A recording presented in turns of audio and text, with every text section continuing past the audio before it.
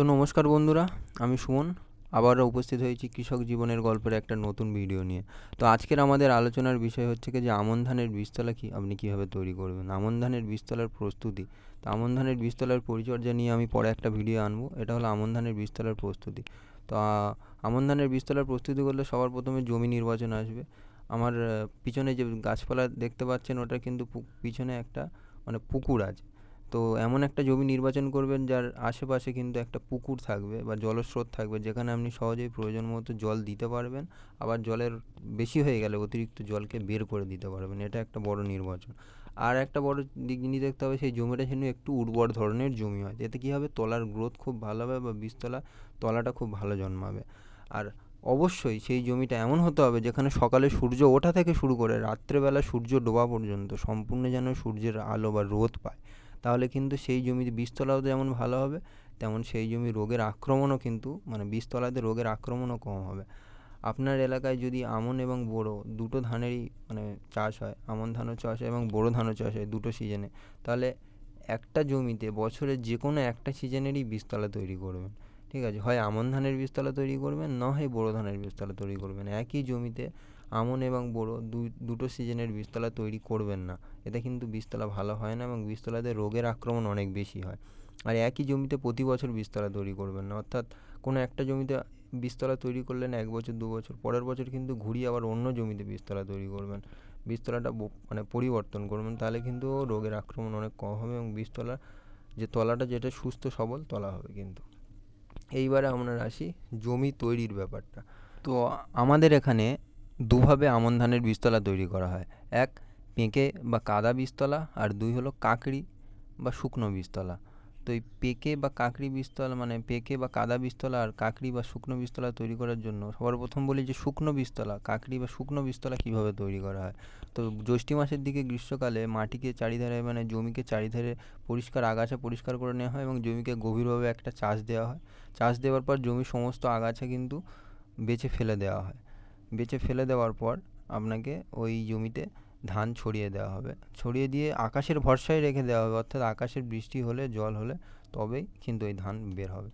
কিন্তু আমাদের এদিকে সাধারণত বেশিরভাগ কাঁকড়ি বীজতলা অনেক কম তৈরি করে। এটা দেখতে পাচ্ছেন, এটা কাঁকড়ি বীজতলার জমি। তো কাঁকড়ি বীজতলা তৈরি করে না, বেশিরভাগ পেঁকে বীজতলাই তৈরি করে আমাদের এখানে। কারণ পেঁকে বীজতলা অনেক ভালো। কাঁকড়ি বীজতলাতে আগাছার উপদ্রব বেশি হয় এবং তলার অঙ্কুরোদ্গম ক্ষমতা তলা কম জন্মায়। এইবারে তলার বাড় বৃদ্ধিও কম হয় এবং তোলার সময় তলা কেটে যায়, শক্ত হয়। কিন্তু পেঁকে বীজতলাতে সেটা হয় না। পেঁকে বীজতলা তৈরি করার জন্য সবার প্রথমে আপনি জমির আশেপাশটা চারিধারে ঘাস আগাছা নিড়ানি দিয়ে নেবেন। দেওয়ার পর জমিতে জল দিয়ে দেবেন। দেওয়ার পর যেহেতু আমাদের এঁটেল মাটি, তাই ভেজার জন্য এক রাত আমরা কিন্তু জল দিয়ে জমিটাতে রেখে দিই। সারা রাত একদিন থাকার পর পরের দিনকে আমরা কিন্তু হাল দেওয়া হয়। এক রাত বা আপনি একদিনও রাখতে পারেন, সেটা অবশ্য নেই। তো একদিন রাখার পর এই মাটিটা যখন একটু নরম হয়ে যায়, প্রথম চাষ দেওয়া হয়। দেওয়ার পর সেটা 2 দিন ফেলে রাখা হয়।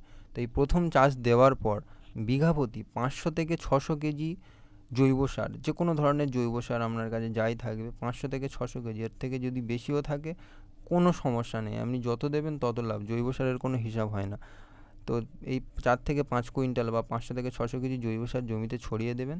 দেওয়ার পরে 2 থেকে 3 দিন পর আবার আপনি একটা হাল দেবেন। এই 2 থেকে 3 দিন যেহেতু জমিটা জলে হাল করার পর জলে ভিজানো আছে, তাই জমি দেখবেন মাটিটা খুব সুন্দর কাদা হবে। কাদা হওয়ার পর আপনি কী করবেন, জমির আগাছাগুলো সম্পূর্ণভাবে বেছে দেবেন। জমির আগাছাগুলো, যা কিছু ঘাসের আগাছাপালা যেগুলো থাকবে সেগুলো বেছে দেওয়ার পর জমিকে ভাগ করে নেবেন। অর্থাৎ আপনার জমির কোন দিকটা খালা এবং কোন দিকটা উঁচু, নাহলে জলের একটা সমস্যা, তাই না? উঁচু জায়গায় জল থাকবে না বা নিচু জায়গায় জল গড়িয়ে কাঁড়ি হয়ে যাবে। তো আপনি একটা কাজ করবেন, আপনার জায়গা যেটা নিচু বা উঁচু সেই জায়গা হিসাবে এইভাবে ভেড়ি দিয়ে নেবেন। তাতে কী হবে, যে জায়গার জল সেই জায়গাটাই ধরে রাখতে পারবেন। ভেড়ি দেওয়ার পর আপনি একটা জমির মাঝ বরাবর বা মিডিল বরাবর একটা কিন্তু ড্রেন টেনে দেবেন। যে ড্রেনেই সহজে আপনি জলটা যখন তুলে দেবেন, সেই ড্রেন দিয়ে জলটা চলে যাবে এবং সহজে ড্রেন দিয়ে আপনি হাঁটা চলা করতে পারবেন। এবং ড্রেন দিয়েই যখন আপনি জল দেবেন, ড্রেনে জল দেবেন, ড্রেন দিয়ে আস্তে আস্তে জল আবার উপরে উঠে যাবে। তো এই ড্রেনটা কিন্তু টানাটা খুব দরকার জমির পুরো মিডিল বরাবর। এই ড্রেন একাধিক আপনি টানতে পারেন, প্রতিটা ছেঁকি হিসাবে বা প্রতিটা প্লট হিসাবে ভাগ করে আপনি ছোট ছোট সেই প্লট হিসেবে আপনি কিন্তু একটা করে সেই প্লটের মাঝে মাঝে দুটো প্লটের মাঝখানে একটা করে ড্রেন টেনে দেবেন। সেই ড্রেনে দিয়ে হাঁটাচলা করবেন বা সেই ড্রেনে আপনি জল দেবেন, এইটা কিন্তু করবেন। 2 নম্বর হচ্ছে গিয়ে, তো এইভাবে সব কিছু রেডি হয়ে যাওয়ার পর আপনার জমিটায় কিন্তু জল ধরে রেখে জমিটা ফেলে রাখবেন। জমিতে কিন্তু মই এখন দেবেন না। যখন আমরা ধানের বীজ ফেলবো ঠিক তার কিছুক্ষণ আগে মই দেব, মই দিয়ে ধানের বীজটা ফেলবো। এবার আসতেছি বীজের ব্যাপারে। বন্ধুরা, এখানেই অনেক চাষিরাই কিন্তু প্রচুর ভুল করে থাকে, যার জন্যই তারা অনেক ফলন কম পান। এই বীজটাই, যে কোনো চাষের বীজটা অনেক গুরুত্বপূর্ণ জিনিস। তো আপনি বীজ যদি সঠিক নির্বাচন না করেন তাহলে কিন্তু ভালো ফলন হবে না। আমি শুধু সঠিক জাতের কথা বলছি না, আপনি যে কোনো জাত লাগান, শুধু বীজের কোয়ালিটিটা ভালো হওয়া চাই। অর্থাৎ আপনারা সবসময় কেনা বা সার্টিফাইড সিডস বা শংসিত বীজ ব্যবহার করবেন, কোম্পানির বীজ, যেটা প্যাকেট বীজ আমরা বলি। এই বীজটা ব্যবহার করলে এতে কিন্তু রোগের প্রাদুর্ভাব কম হবে। আপনারা যে ঘরোয়া বীজ যদি ব্যবহার করেন তাহলে প্রতি বছর যে চাষ করে যে বীজ রাখছেন সেই বীজে কিন্তু বিভিন্ন ধরনের জিনগত রোগ থেকে যায়, যেটা বীজের শরীরের মধ্যেই থেকে যায়, মা গাছের শরীরে, এবং সেই বীজ থেকে মানে সেই বীজে থেকে যায়। সেই বীজ থেকে আবার আপনি যখন রোয়া করবেন, মানে জমিতে বীজ ফেলবেন, ধান চাষ করবেন, সেই জমিতে থেকে যাবে। পরবর্তীকালে আবার এইভাবে আস্তে আস্তে কিন্তু আলটিমেটলি আপনার প্রোডাকশান বা ফলন কম হয় এবং বীজের রোগের আক্রমণ আর তীব্র হয়, বেড়ে যায়। তো সবার প্রথম আপনি সার্টিফাইড সিডস বাজার থেকে কিনে আনবেন, শংসিত বীজ। আমাদের এখানে সাধারণত উচ্চ ফলনশীল ধান বীজ বেশি চাষ হয় এবং দেশি বীজ কিছু চাষ হয়। উচ্চ ফলনশীল ধান বীজের মধ্যে আমাদের এখানে সুরভি, অনন্যা, সন্তোষী এই ধরনের ধান বীজগুলো বেশি চাষ হয় এবং এদের প্রায় বিঘা প্রতি 5 থেকে 6 কেজি বীজ লাগে।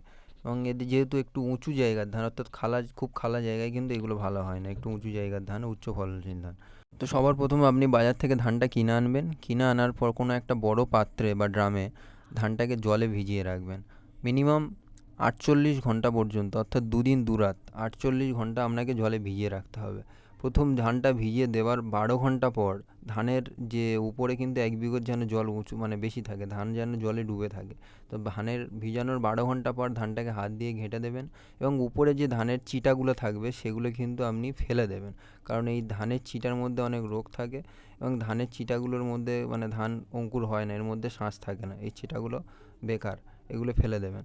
আর আপনার এলাকায় যে বীজ চাষ হয় আপনি সেই বীজটাই ব্যবহার করতে পারেন, যেটা আপনারা ভালো লাগে, যেটা আপনার পছন্দ হয়, বা যে বীজ আপনি চাষ করেন সেটা করতে পারেন, ওটা কোনো সমস্যা নয়।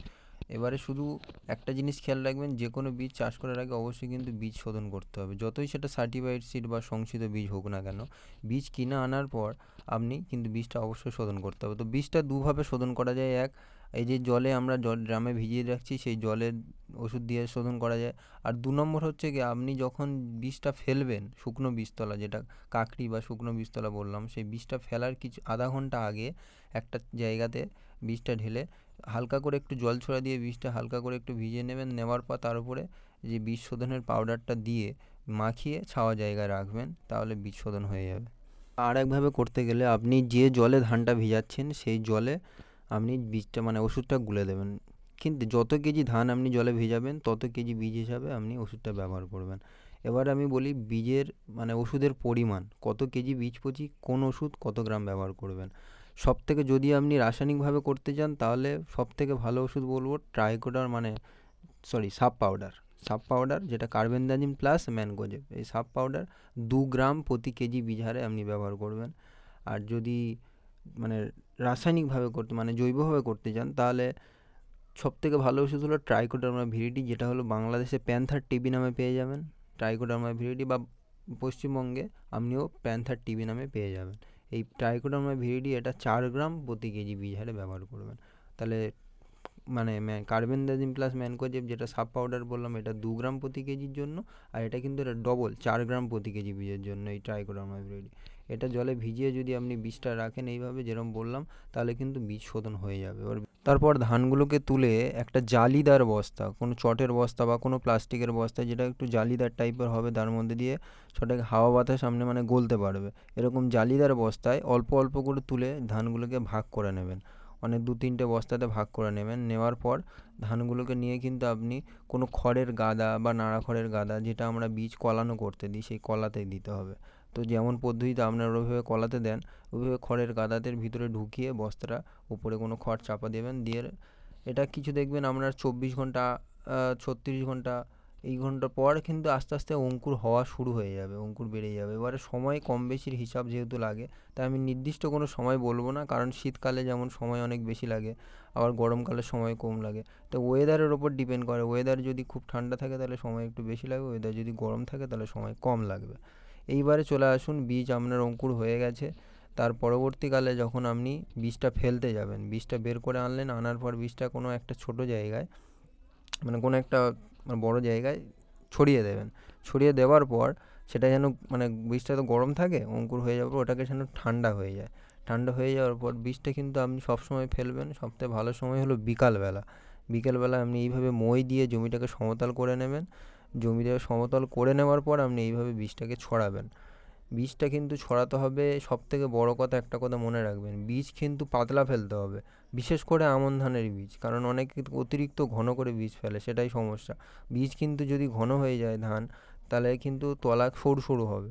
তলা, ওই তলাটা আপনি গিয়ে রুইতে যাবেন, ওই তলাটা 2-3টে করে দিতে হবে। প্রথম কথা তলা বেশি যাবে, আর দ্বিতীয় কথা ওই তলার মর্টালিটি রেট অনেক কম হবে, অর্থাৎ মারা যাবে, বা ওই তলাগুলো গাছ সেরে উঠতে বা কলাগুলো থেকে আবার নতুন করে কুশি জন্মাবে, তো তলাগুলো শক্তিশালী হতে অনেক সময় লেগে যাবে।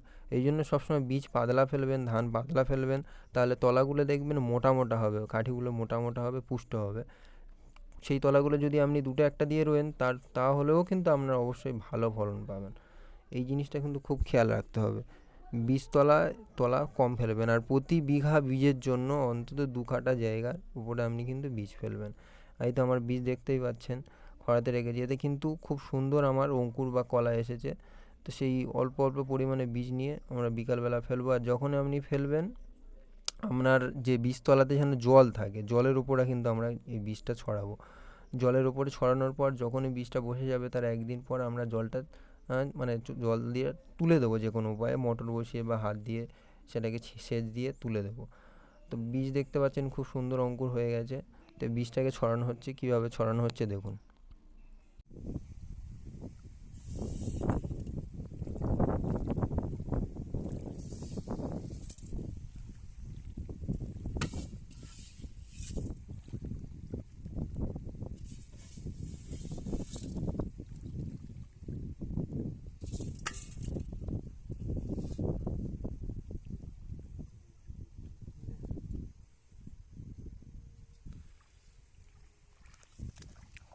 তো ধান ফেলা হয়ে গেলে পরের দিন সকালবেলা, অর্থাৎ এক রাত কেটে যাওয়ার পর পরের দিন সকালবেলা কিন্তু আপনারা মোটর বসিয়ে বা কোনো পাম্প লাগিয়ে বা হাত দিয়ে জলটা কিন্তু তুলে দেবেন।